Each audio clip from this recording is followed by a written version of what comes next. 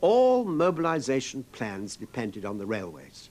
At that time, the motor car, the automobile, was hardly used, certainly not as an instrument of mass communications. And as you are aware, railways demand timetables. You can't just go down to a railway station and say, start moving these chaps, as you can load them into a car or a truck or a coach and say, off with you. All the mobilization plans had been timed to the minute, months, years before. And what is more, they could not be changed. Moreover, if you tried to modify them in one direction, it would ruin them in every other direction. That any attempt, for instance, by the Austrians to mobilize against Serbia would mean that they couldn't mobilize as well against Russia, because the two lots of trains would be running against each other. The same problem was to arise in regard to Russia, and in the end, even in regard to Germany, that it was impossible, if you had a plan for mobilizing against France, to switch it round and mobilize against Russia. Any delay, any alteration in a mobilization plan meant not a change for 24 hours, but at least 6 months before the next lot of timetables were ready. The Austrians couldn't mobilize against Serbia because this would mean they were defenseless against Russia, so they didn't mobilize. Russia then thought she ought to stake out some claim to prove that she was going to support Serbia. So the Tsar and his advisors contemplated mobilization, but only against Austria. And this was actually ordered. Then the Russian generals who knew about the timetables pointed out that if they began to mobilize against Austria, Russia would then be totally defenseless against Germany, because you couldn't then do the mobilization against Germany as well or in supplement, because the train times would all be out of joint. So they scrapped the partial mobilization. And then the next day they said, but this is terrible, we have done nothing. Right, we'll have general mobilization. And the actual scene, we know, when they were still hesitating, and the Chief of the General Staff himself said that this was rather pushing things beyond what they wanted. They had no idea of a war against Russia. Even against Austria, this was a threat, not by any means a real preparation for, because they knew quite well that partial mobilization plans against Austria wouldn't work, were a mere gesture. And the Chief of the General Staff rashly said in the Tsar's presence, it is very hard to decide. And the Tsar, who was one of the most weak-willed men there had ever been, was touched by this and said, I will decide. General mobilization. He then, according to his diary, having made this, went out, found it a pleasant, warm evening. It doesn't mention the mobilization in his diary. It just says, pleasant, warm day, went for a bathe in the sea. Such was Russia's contribution.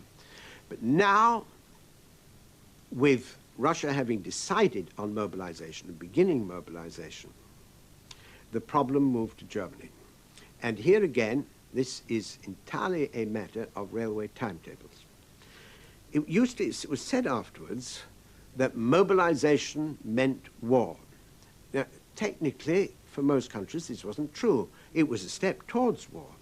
Mobilization, after all, took place within your own country. The British fleet, the Royal Navy, had mobilized as late as 1911. Russia mobilized in 1913. There were occasions when other powers had mobilized, and because war didn't take place, the armies could be dispersed. With one country, however, this didn't apply. The German General Staff, ever since the creation of united Germany in 1871 under Bismarck, had contemplated the possibility of war on two fronts. France on the one side, Russia on the other. You must remember, I don't say this either in criticism or in defense of general staffs, you must remember it is the function of general staffs to plan for wars. It doesn't mean necessarily that they want these wars, it doesn't mean necessarily that they'll bring them about, but every general staff, at any rate, I don't know whether they do it now, but until recently, every general staff planned for wars. If you can't find a likely case for a war, then you plan for an unlikely case. But after all, there was a likely case. in regard to Germany. Germany did have two great neighbors, France on the one side, Russia on the other. Moreover, in 1894, France and Russia had made an alliance which was technically defensive in nature. Each would help the other if attacked. Actually, they were planning the other way around, but did face the problem that, for whatever reason, Germany might have a two-front war. The Chief of the General Staff, more than one of them, Moltke said it, the elder Moltke said it, Schlieffen said it, the younger Moltke said it, they all laid down, Germany cannot fight two great wars at the same time. As often happens with Chiefs of the General Staff, they were quite wrong. In 1914, Germany fought a two-front war and fought it successfully till 1918. Germany could have gone on defending herself indefinitely. This was a false alarm, but it was an alarm which absolutely dictated their policy. If you are faced with war on two fronts and you haven't got the resources to conduct both wars, what should you do? By definition, you can't eliminate one of the dangers by diplomacy, because if you did, there wouldn't be a two-front war. In fact, there wouldn't be a war at all. You're assuming diplomacy has failed. The German answer was to get in one blow first, and so decisively that they would have eliminated one enemy. At first they thought of doing it against Russia, then decided this was too difficult. Russia was too big. They go rambling into far remote places. The other, therefore, was to eliminate France. Ever since when they began planning this first, by 1875, ever since then, the idea had been you must beat France first. But France had a strongly fortified frontier. And after about 1890, the Germans decided they couldn't rush this frontier in the way that they'd rushed the French frontier in 1870. A way round must be found. This way must be through Belgium. They'd arrived at this conclusion as early as 1893, although it took a long time before the full plan was developed. Its most detailed form was arrived at in 1905. Characteristically, even now, the plan wasn't, people talk as though this plan devised by Schlieffen, the Schlieffen plan, was something absolutely dictated. Not at all. They were still playing around with it and still doubtful. But an essential part of this plan, one essential part, was to go through Germany. The other essential part, which was equally important, was that there could be no delay between mobilization and war.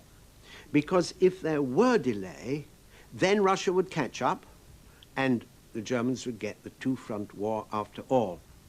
So that the moment that the Germans decided on mobilization, they decided for war. Or rather, it wasn't they decided for war, the thing followed of itself. The railway timetables, which in other countries brought chaps to their mobilizing centers, to their barracks and so on, in the Schlieffen plan continued. They did not bring the troops to their barracks. They took them into Germany and northern France. The German mobilization plan actually laid down the first 40 days of the German invasion of France, and none of it could be altered, because if it did, all the timetables would go wrong. Thus the decision which the German General Staff made and which Bettmann endorsed on the 29th of July was a decision for a general European war.